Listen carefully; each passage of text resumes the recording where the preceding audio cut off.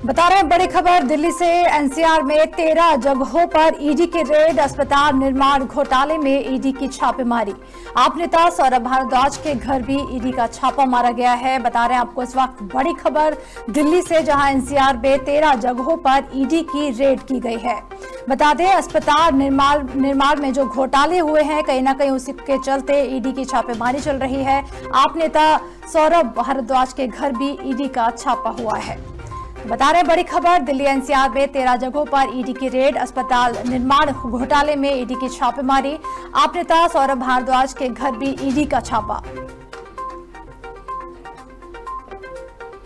दिखा रहे हैं ताजा तस्वीरें आपको। बता रहे हैं इस वक्त बड़ी खबर दिल्ली से। एनसीआर में 13 जगहों पर ईडी की रेड, अस्पताल निर्माण घोटाले में ईडी की छापेमारी। बात करें आप नेता सौरभ भारद्वाज की, तो आप नेता सौरभ भारद्वाज के घर भी ईडी का छापा मारा गया है। और इसी खबर पर ज्यादा जानकारी लेंगे, हमारे संवाददाता दिल्ली से हमारे साथ जुड़ गए हैं शुभम पांडे। शुभम, आपसे जानना चाहेंगे, दिल्ली एनसीआर में 13 जगहों पर ईडी की रेड डाली गई है, अस्पताल निर्माण में जो घोटाला हुआ है, कहीं ना कहीं उसी के चलते छापेमारी की कार्रवाई की जा रही है। जानना चाहेंगे पूरी जानकारी आपसे।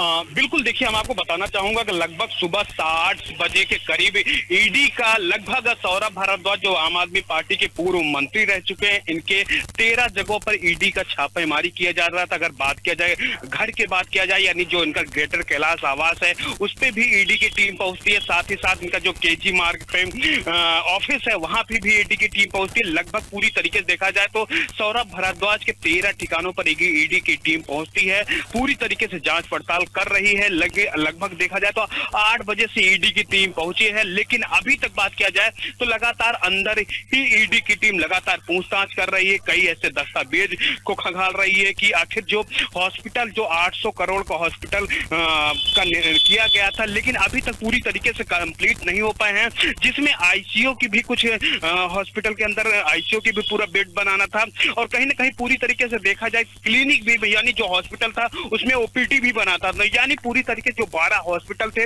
उसका काम पूरा नहीं हो पाया है। इसको लेकर ईडी ने आज सुबह ही लगभग 8 बजे सौरभ भारद्वाज के 13 ठिकानों पर छापे मारती है, और कहीं ना कहीं कई ऐसे दस्तावेज को लगातार खंगालती हुई नजर आ रही है। अब ये देखना होगा, अगर बात किया जाए आम आदमी पार्टी की तरफ से, चाहे हम संजय सिंह की बात कर ले या अरविंद केजरीवाल की बात कर ले, लगातार वो मोदी पर यानी बीजेपी सरकार पर थोपड़ा फोड़ते हुए नजर आ रहे हैं। उनका साफ तौर से कहना है कि बीजेपी फिर एक बार आम आदमी पार्टी को छोड़ना नहीं चाहती, लगातार कटघरे में खड़ा करना चाहती है।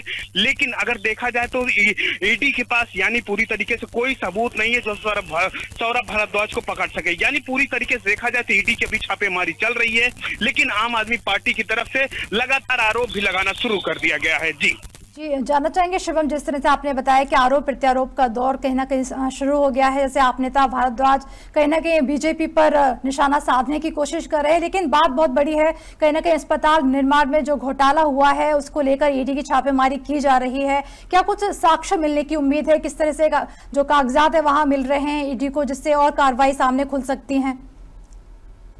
बताना चाहेंगे, अगर बात किया जाए लगभग सुबह 8 बजे से ईडी की जो सौरभ भारद्वाज के घर की बात किया जाए या फिर उनके दफ्तर की बात किया जाए, लगातार ईडी की टीम अंदर है। बाहर से दिल्ली पुलिस की फोर्स, सीआईएसएफ की, सीआरपीएफ की फोर्स तैनात हुए, लेकिन जितने भी मीडिया के कर्मचारी वो बाहर मौजूद है। लेकिन अभी तक कोई ऐसा साक्ष्य अंदर से बाहर की तरफ नहीं आया कि जो बताया जा सके। लेकिन अगर ये भी कहना वो नहीं है कि लगातार ईडी की जो टीम है मौके पर पहुंची हुई है, कई ऐसे दस्तावेज निकाल रही है, कई ऐसा दस्तावेज खंगाल रही है कि जिससे उस हॉस्पिटल के बारे में लगभग कितना घोटाला किया गया है, क्या क्या मुद्दा है, क्या क्या पेपर है, उसको लेकर लगातार छानबीन की जा रही है। ऐसे प्रमुख दस्तावेज को निकालने की पूरी तरीके से ईडी द्वारा की जा रही है। जी शुक्रिया शुभम, इस तमाम जानकारी के लिए आपका।